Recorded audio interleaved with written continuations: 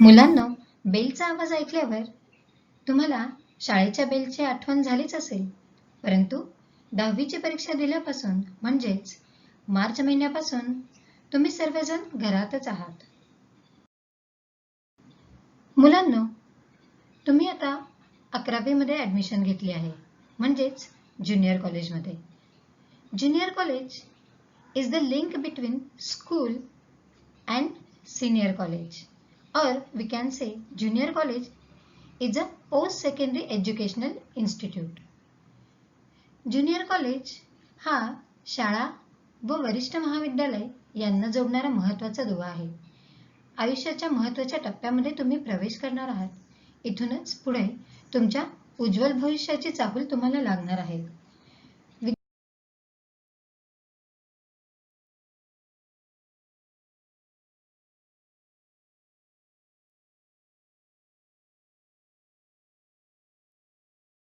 मी माझे इंट्रोडक्शन तुम्हाला करून देते.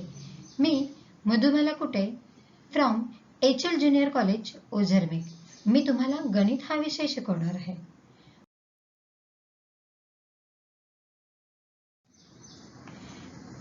प्रॅक्टिस मेक्स मॅन परफेक्ट असं म्हटलेलं आहे. हे विधान आपल्या गणितासाठी अगदी तंतोतंत जुळते आहे. बघा, mathematics is not about numbers, equations, computations और algorithms. It is about understanding. बघा, जेवढे तुम्ही त्याची प्रॅक्टिस कराल तेवढे तुम्हाला ते समजणार आहे. आणि मॅथमॅटिक्स सारखा दुसरा सोपा विषय कुठलाच नाही.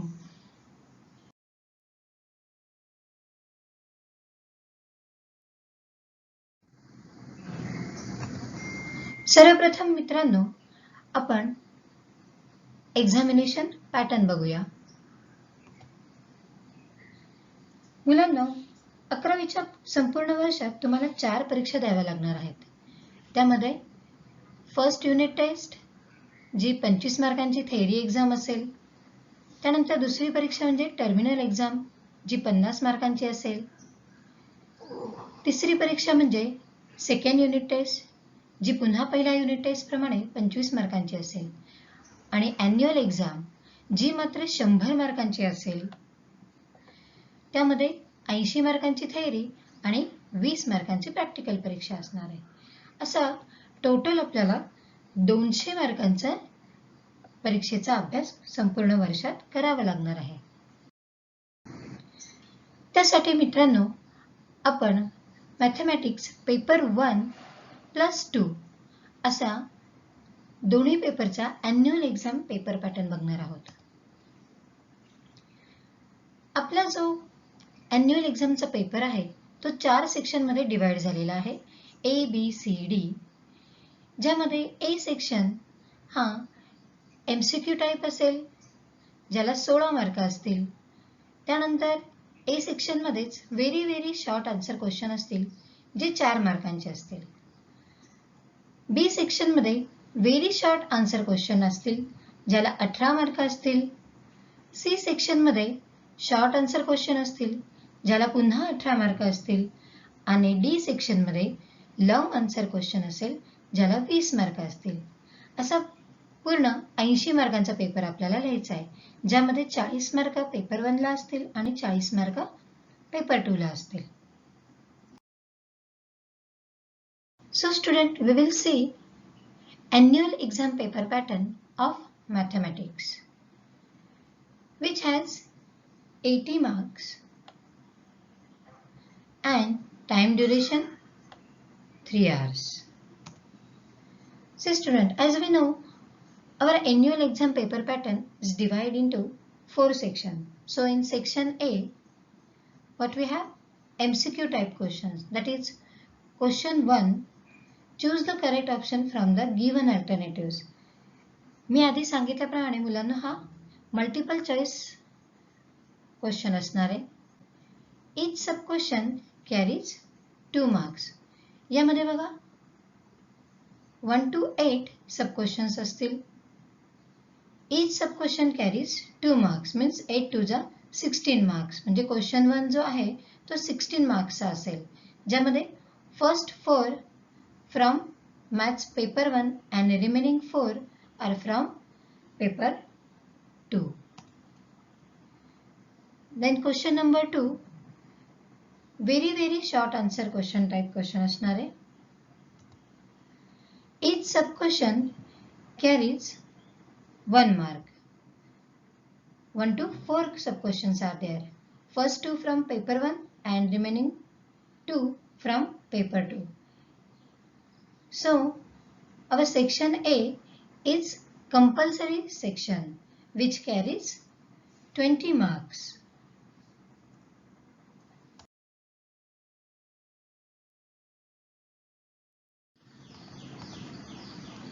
Section B बघूया. बघा मुलांना, क्वेश्चन नंबर 3 to 14 हा सेक्शन बी मध्ये असेल, ज्यामध्ये out of 12 questions you have to attempt any 8 question. बघा 12 पैकी 8 तुम्हाला क्वेश्चन्स अटेम्प्ट करायचे आहेत. Each sub question carries 2 marks, means 8 2 are 16 marks. Section B is of 16 marks. तसंच सेक्शन सी यामध्ये question number 15 to question number 26 असतील. यात सुद्धा मुलांना 12 क्वेश्चन्स पैकी तुम्हाला 8 क्वेश्चन्स अटेम्प्ट करायचे आहेत. Each sub question carries 3 marks. 8 3 are 24. म्हणजे सेक्शन सी हा 24 मार्क्सचा असेल. आणि लास्ट सेक्शन डी ज्यामध्ये question number 27 to question number 34 असतील. यातही out of 8 questions you have to attempt any 5 questions. Each sub question carries 4 marks. That is 5 4s are 20. असा total आपला 80 मार्कांचा पेपर पॅटर्न असणार आहे, ज्यामध्ये तुम्हाला क्वेश्चन 1 आणि 2 म्हणजेच सेक्शन ए हा कंपल्सरी असणार आहे आणि त्यानंतर सेक्शन बी, सी आणि डी मध्ये तुम्हाला भरपूर ऑप्शन्स असणार आहेत.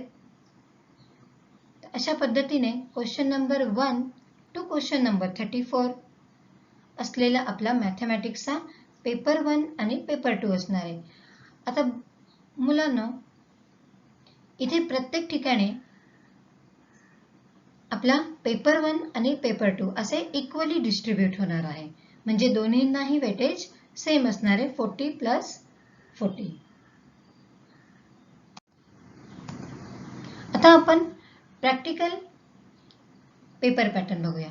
बघा मुलांना, 10वी मध्ये सुद्धा तुम्ही मॅथ्सचे प्रोजेक्ट केलेच असतील, तसेच तुम्हाला 11वी मध्ये सुद्धा मॅथ्सचे प्रॅक्टिकल्स असणार आहेत. तर त्यासाठी आपण प्रॅक्टिकलचा पेपर पॅटर्न बघूया, ज्याला मार्क्स आहेत 20 आणि वेळ आहे 1 तास. हा पेपर पॅटर्न अगदी सोपा आहे मुलांना. Attempt any 3 questions out of 4 questions. बघा 4 क्वेश्चन्स दिलेले असतील, ज्यामध्ये 2 पेपर 1 चे असतील आणि 2 क्वेश्चन्स पेपर 2 चे असतील आणि त्यातले तुम्हाला 3 क्वेश्चन्स सोडवायचे आहेत. Each question carries 5 marks. So 3 questions means 5 3s are 15 marks. What about 5 marks remaining? So आपलं जे सर्टिफाईड जर्नल असेल त्याला 5 मार्क असतील. असा टोटल 20 मार्कांचा पेपर असणार आहे. अशा पद्धतीने मुलांना 100 मार्कांचा ॲन्युअल एक्झामचा पेपर तुम्हाला द्यायचा आहे.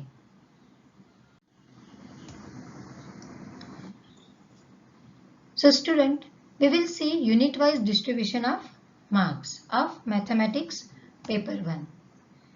So first chapter is angle and its measurement, which carries 4 marks with option.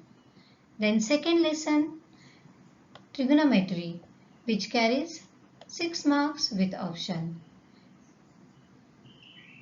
Third chapter is trigonometry 2, which carries 8 marks. Fourth chapter, determinants and matrices, which carries 10 marks. So student, all these marks are given with option. Next, fifth chapter is straight line, which carries 5 marks. Sixth chapter is circle, which carries 4 marks with option. Then seventh chapter, conic section, which carries 8 marks with option. Then eighth lesson is measures of dispersion, which carries 5 marks with option. Then ninth lesson is probability, which carries 6 marks. तर मुलांनो, हा mathematics paper 1चा unit wise distribution of मार्क्सचा chart आहे. हा तुम्ही सर्वांनी note down करून घ्यायचा आहे, जो आपल्याला ॲन्युअल एक्झामसाठी कामात येणार आहे. मॅथमॅटिक्स पेपर 2 साठी सुद्धा युनिट वाइज डिस्ट्रीब्युशन ऑफ मार्क्सचा चार्ट आहे.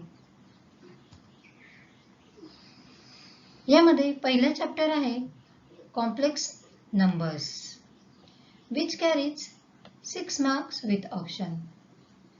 Second chapter is sequence and series, which carries 7 marks. Third chapter आहे permutation and combination, which carries 8 marks.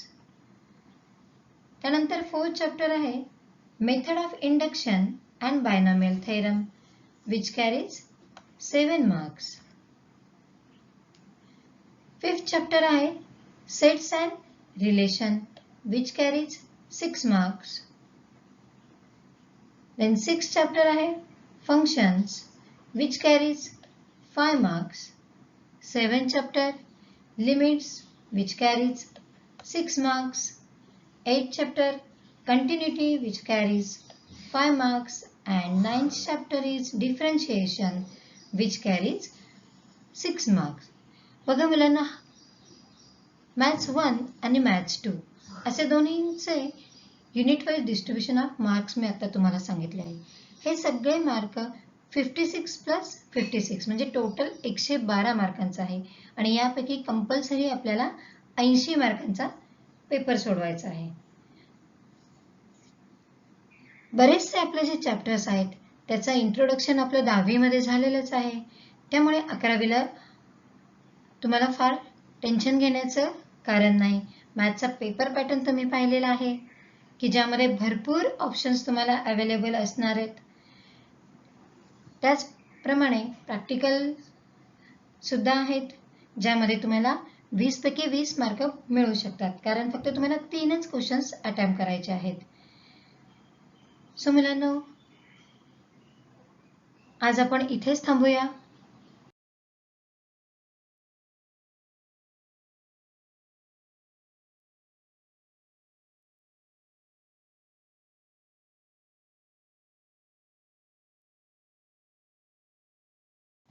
Thank you.